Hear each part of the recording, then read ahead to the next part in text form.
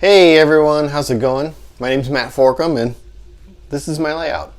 I'm back with a brand new layout update video. It's been a couple of months and as you might notice, I've gotten quite a bit done.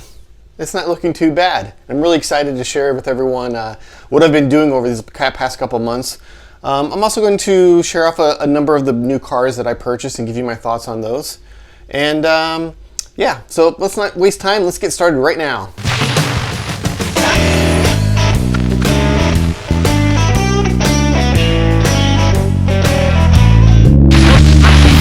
All right, let's talk scenery, shall we? My goals for scenery were essentially just to kind of get the base layer done. Cover up the plywood, cover up the foam, and get something that, you know, began to resemble the color of the final, the color and the mood, or if you will, of the final piece. So this is what I've done with my very base layer of scenery here. Essentially, what I'm going to model early spring.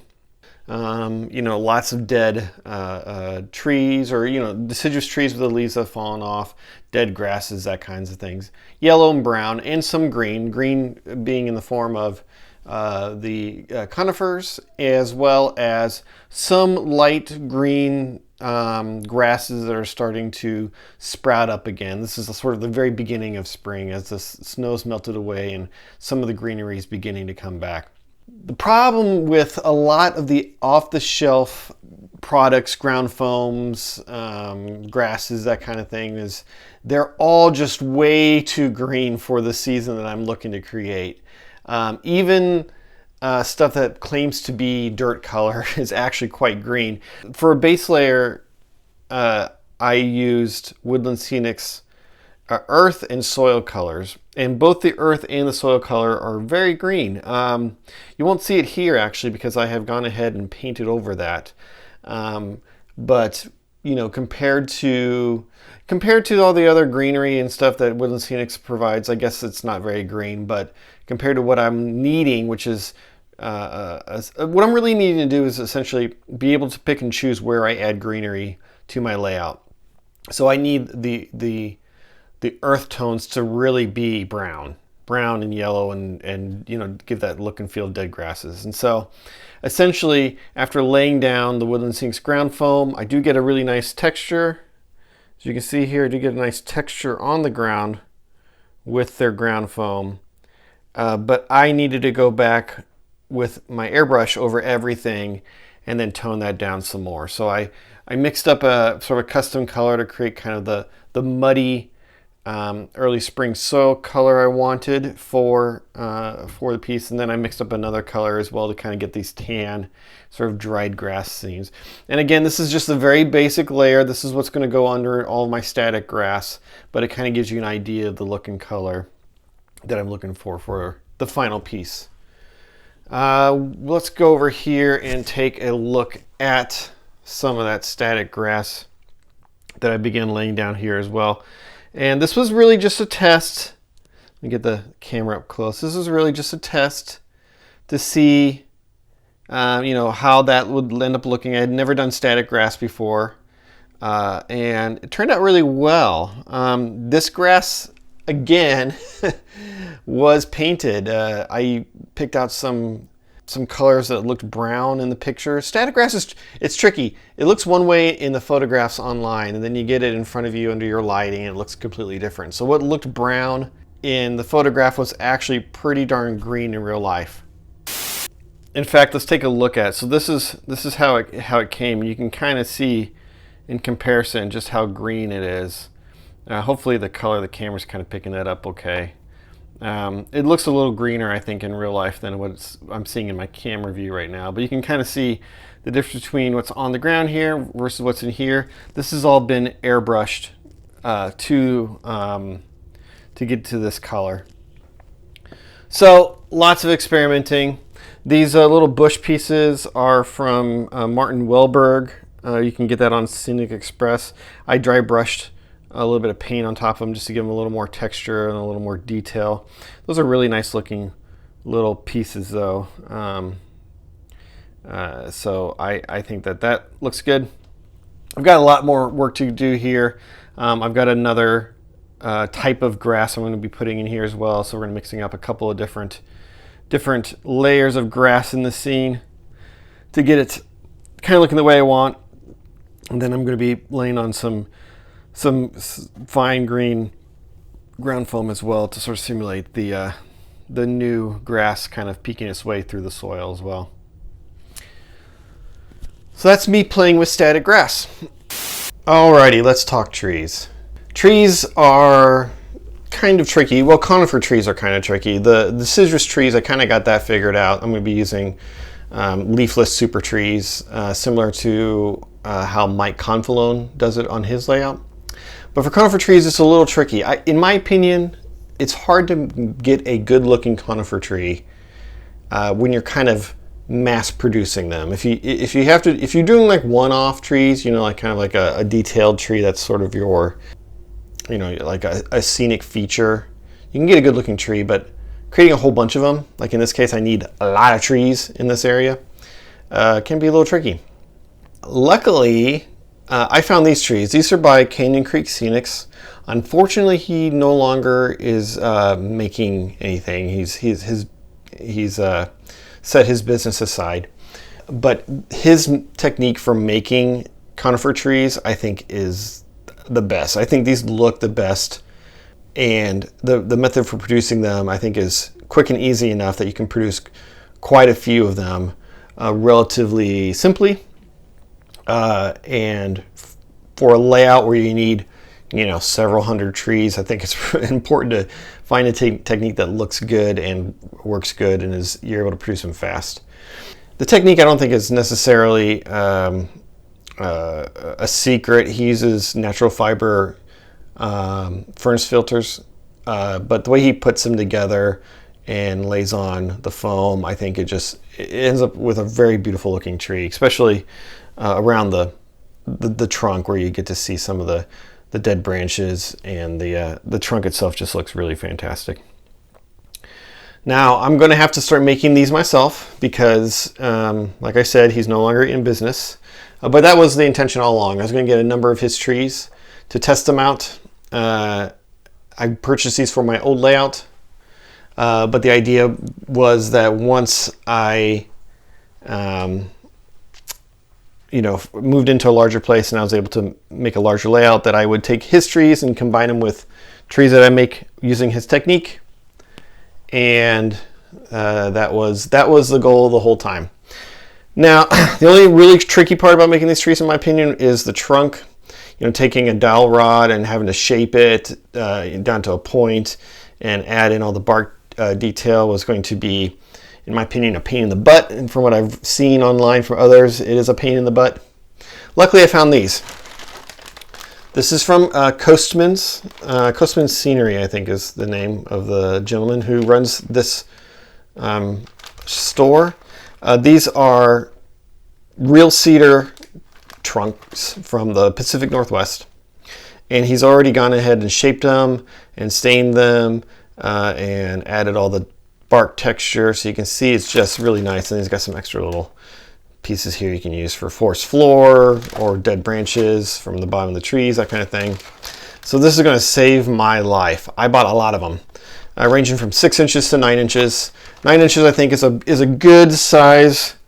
It gives you, the look of a very large tree, but without the sort of the expense and time that requires making a super giant tree. I think 9 inches is a good sort of compromise there. So I got a bunch of 9-inch ones, a bunch of 6-inch ones. These will be enough for me to finish out my layout with. This Coastman's website, he's got some really cool stuff. Like, in addition to the trees, he's got like this scrap metal, which are like, I think they're like 3D printed pieces that are, I don't know, they're very thin and almost paper-like, but they end up looking really beautiful. So I bought a bunch of that as well. Anyway, yeah, so that is trees, or at least the start of trees for the layout. And my rock cliff. If you've been following me on Instagram or Facebook, you've seen quite a few shots of this kind of come together.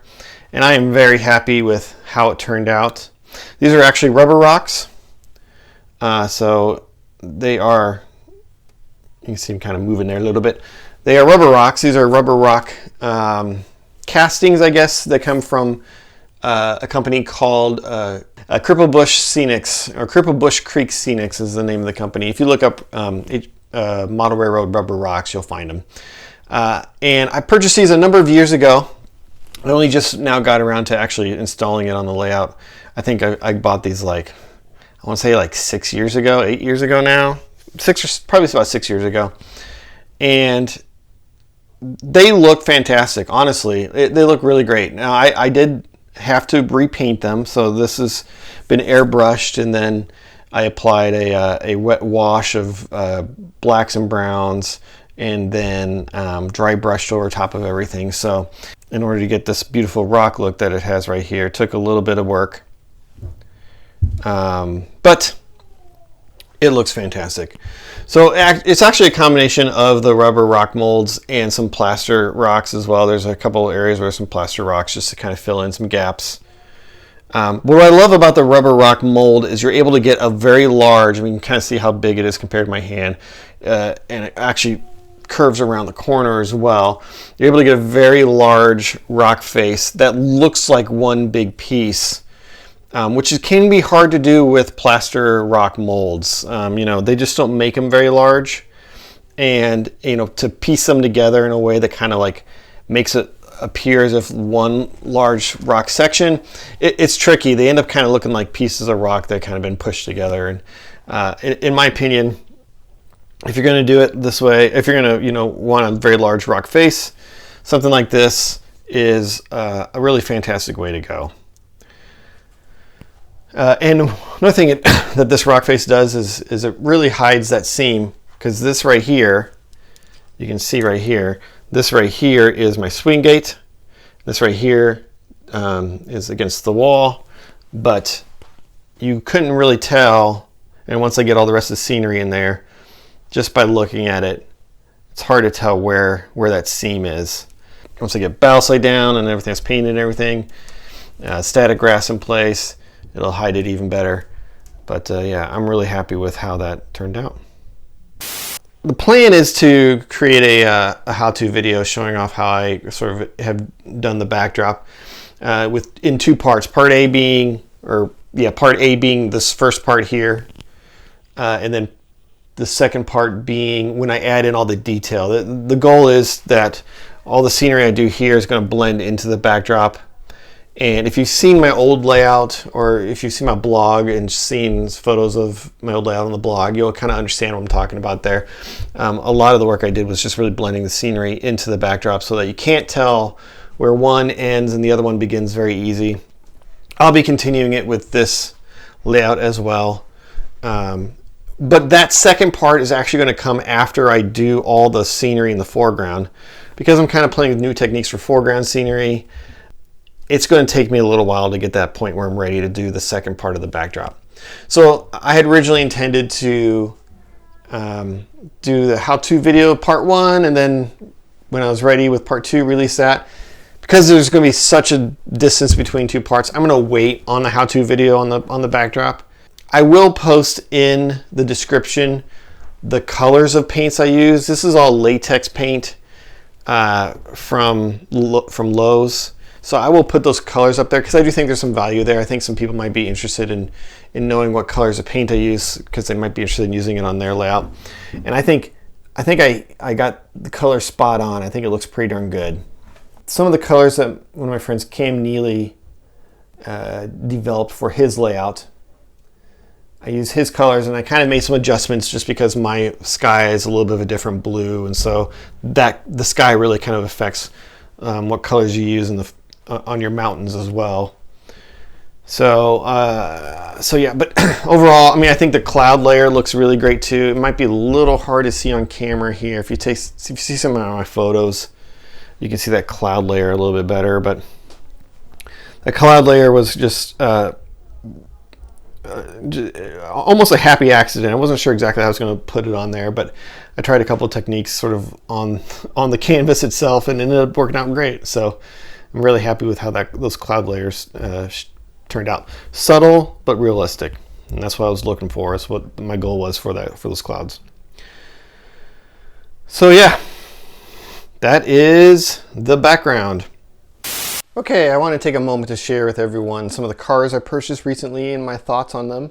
I've made a number of interesting purchases, and I've got a little bit to say about each one of these, and so I figured now's a great time to do it. So this first car is a auto rack by Intermountain, Union Pacific.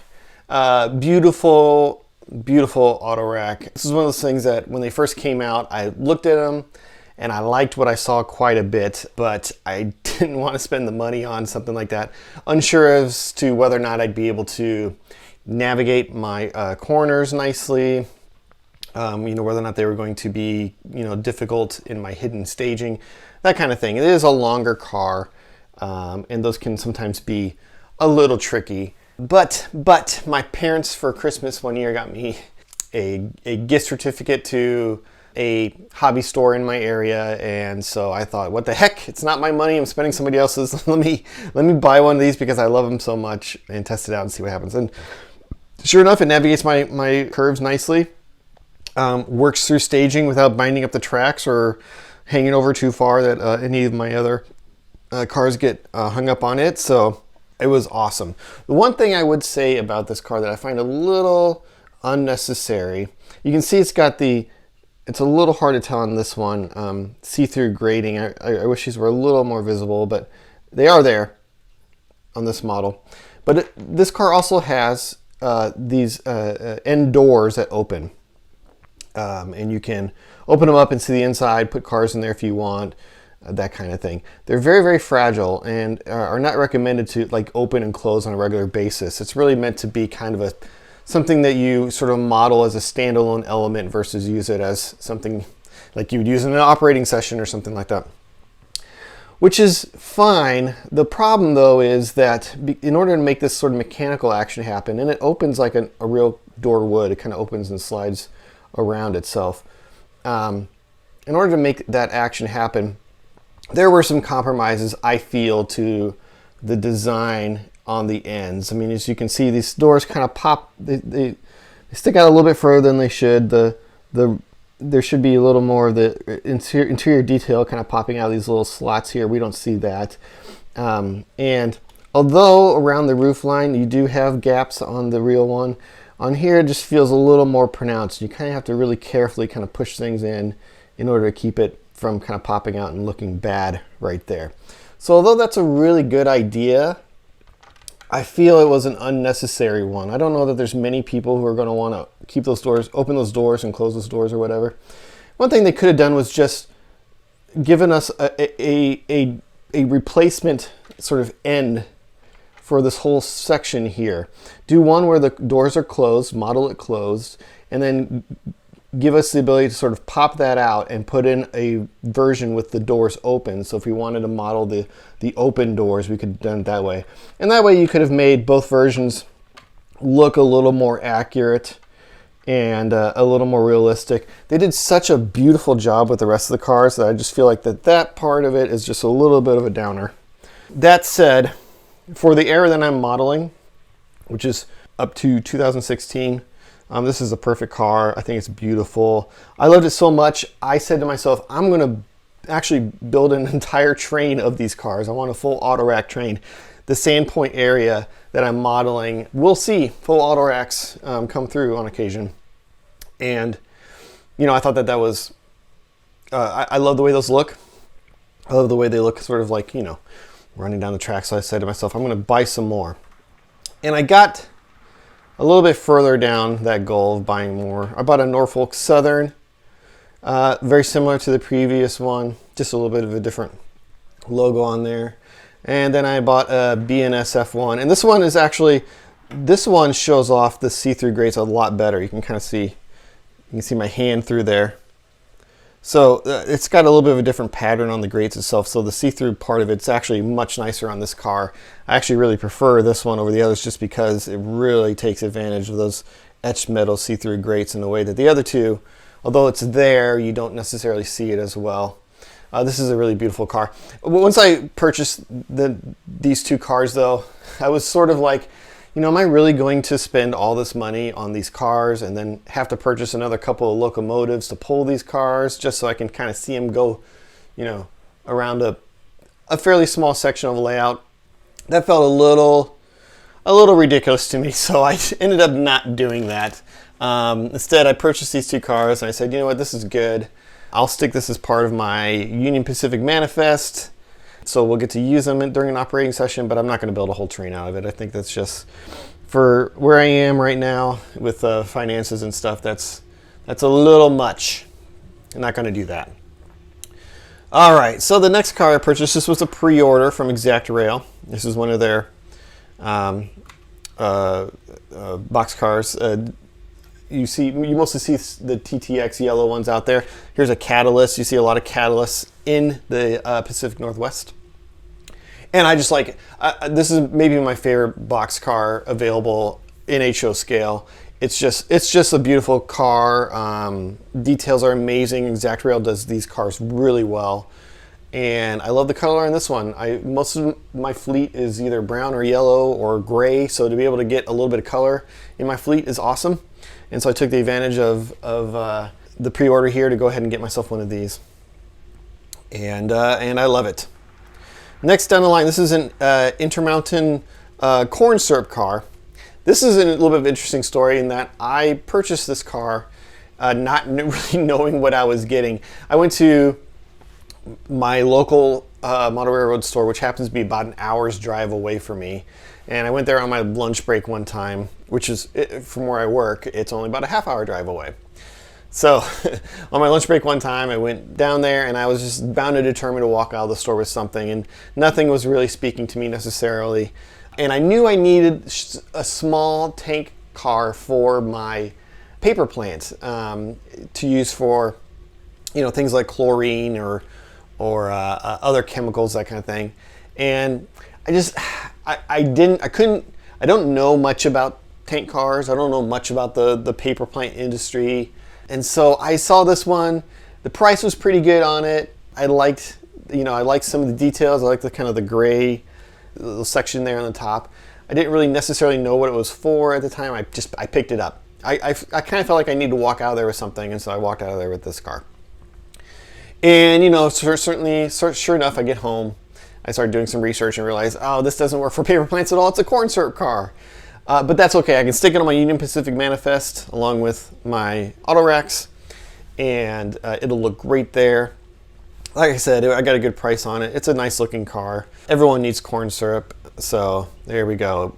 But having purchased this and having done a little bit of research, led me to what I should have bought instead were these two Atlas chlorine tank cars. And with the purchase of these two cars, I no longer need any additional cars for my layout. Everything I needed to purchase in order to do a full operating session is complete with these two cars right here. So yes, these chlorine tank cars can be used on my paper mill. And with that, I have all the cars I need purchased for all my industries, and I'm ready to go. All right, so even though I don't need to buy any more cars for my layout ever again, I of course buy more cars for my layout. It's just what I do. So here are two cars that I purchased. These are from Home Shops. Let me get the box. This is the box that came in. I love this box. Home Shops, which is a really fantastic, I don't know that they're a new company, but they're kind of new to me.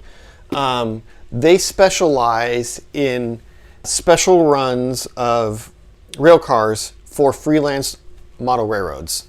And so they will work with a manufacturer like Tangent, or in this case, this is Intermountain, and they will produce these really beautiful, lovely printed versions of freelance model railroad cars. And I think that's so awesome. I think having a company out there who can give us, you know, these paint schemes at a quality of, you know, quality of the real thing, I think is really fantastic. Here are two of my favorite freelance model railroads that are currently, you know, out there and available. But Seaboard Central, I think if you've been on the YouTubes for any length of time, you've seen Seaboard Central around. he just does a fantastic job with his layout, and I'm so happy to, even though his is on the opposite side of the country, somehow a Seaboard Central car has made its way over to Washington State. And then the second one is the Washington Northern. And this is a model railroad that was a huge influence on me when I was kind of first getting back into the hobby. Seeing what he was able to do with freelance model railroading and building a small layout with a great deal of detail and visual interest. It's a fantastic layout. He's actually kind of between layouts right now. I think he's getting ready to start on his new layout soon. I'm really excited to follow that process along as it begins. But to have both of these models on my layout is really fantastic. These next two cars, these are really interesting. I purchased these. These are Scale Train's Operator Series, not their Rivet Counter Series. These are their Operator Series cars. And I purchased these because I was making some changes to the manifest train, that the Union Pacific manifest train that kind of works its way around my layout. And I wanted some cars that sort of represented very closely what you might see on the actual manifest train that Union Pacific that passes through Sandpoint. And so these are a good representation of those. Even though this is an Operator Series, this was $26. And I got to tell you, I'm rethinking this whole Operator Series idea, or the sort of the lower tier of railcar idea, because I mean, as most of you know, there are generally like a lot of companies like Ather, and I think Atlas does it, and Scale Trains does it, where they'll come out two versions of a car or a locomotive. One is sort of like it's cheaper, it's got less detail, and then there's the higher quality. In this case, Scale Train's a Rivet Counter quality, which is all the detail, much more expensive, that kind of thing. But I gotta tell you, this car is fantastic for the detail that's on here. And I want to bring it closer to the camera, and hopefully everything stays in focus. Look at this detail. Look at these grab irons. Look at these stirrups here. These stirrups are like the metal stirrups. Look at all the detail kind of in here. The only thing that really gives this away is, if you take a look at the roof walks, these are plastic, they're not see-through. But you weather those up, you wouldn't tell. I mean, they're so thin already, you wouldn't be able to tell. And then this, I can't remember what this little running board here is called, but that's also plastic, not see-through. But again, weather that up, you wouldn't be able to tell at all. It's got maybe some less detail on the interior, on the underside, but you know, who's looking under there? I'm just incredibly impressed with this car. And it was $26, which, try buying anything these days for $26 in model railroading. You know, it's a fantastic looking car for that price. And you know, these are generally some of the more detailed cars on a layout, and for it to look this good at this level of detail for that price is incredible. So yeah, so I can't wait to weather these up and get these looking super fantastic. I got some more you know, decaling stuff to do on the sides and everything, but I'm really impressed with this car for this price. These cars, I purchased these kind of on a whim. I needed these bulkhead flat cars because I have on my layout utility pole manufacturing, and they ship via bulkhead flat cars that are altered with what are they called? Like bunkers. Anyways, I can't remember. But anyways, I needed bulkhead flat cars, and I had some. I had some by Exact Rail. They were the yellow ones that had like the wood balsa sort of sides on them. Those ran horribly. I never, those, every chance they got, they would jump off the tracks, whether it be on a curve, whether it be on a switch point or a frog, they would just jump off the tracks. They were just so light.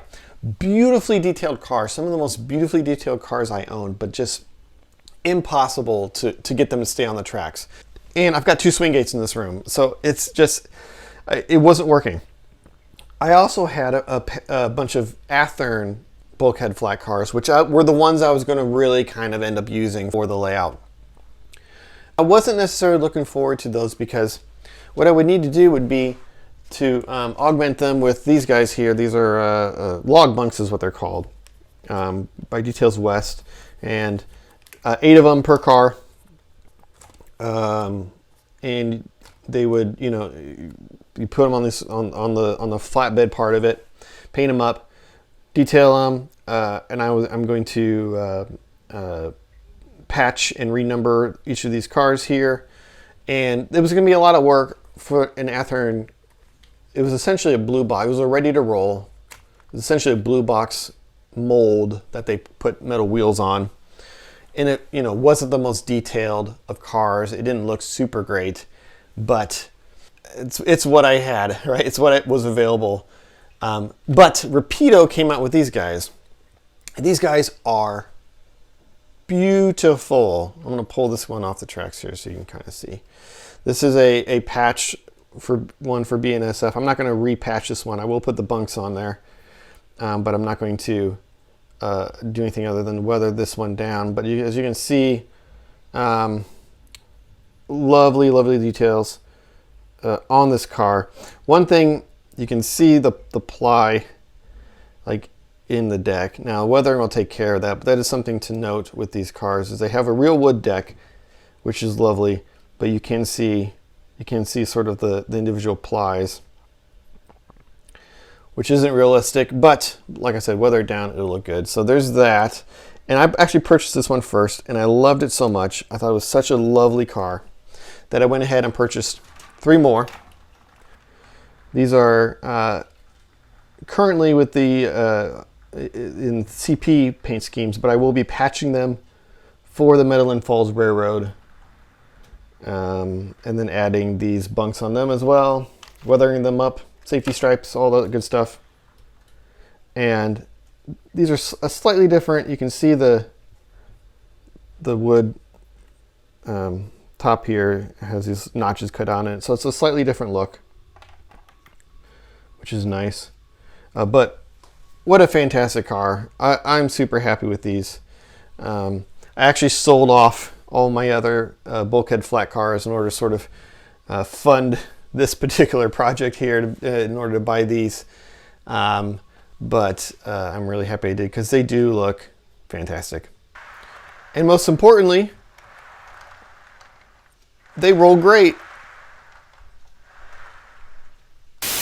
Well, I hope you've enjoyed this look at what's been going on in my layout the last couple of months. A lot more has been happening in the last, few weeks and then a few years prior to this, it feels like sometimes. Yeah, I'm excited to get the layout to where it is now, and that brings me to what's going to happen with this in the near future.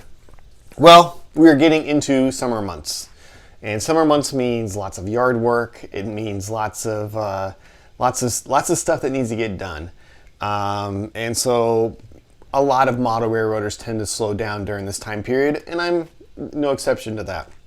So I don't expect a lot of work to be done on the model railroad for the next few months.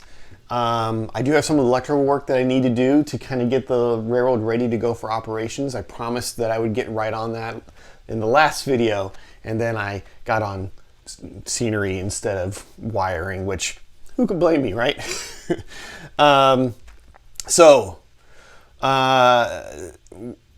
I don't think I'm going to be doing a lot of update videos in the next few months. I talked about some how-to videos on painting backdrops, scenery, that kind of thing. It's going to take me a little while to kind of get around to completing those tasks to a point where I feel good enough to put together a how-to video for everyone to see. So we're not going to do those. So instead, I would ask that everyone follow me on Instagram. I do regular updates on Instagram. I try to do a few times a week updates on Instagram, showing off, the latest thing I'm working on, or some cool shots around the layout, that kind of thing. Some cool things that maybe I've purchased recently.